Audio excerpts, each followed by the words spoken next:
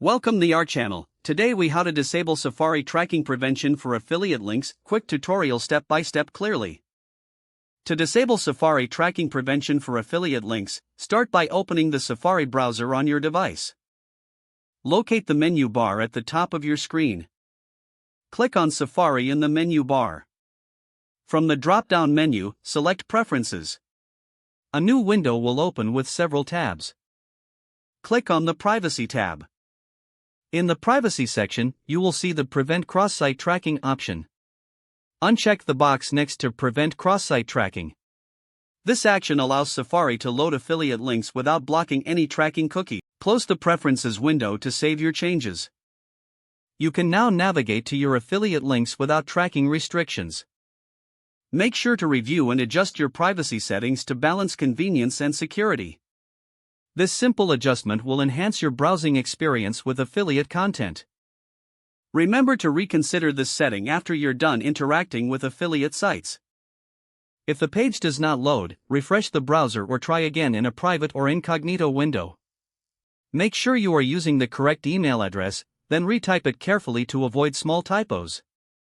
If your password is not accepted, use the reset option and create a new strong password you can remember. Check your spam folder for verification or security emails, then complete any requested confirmation steps.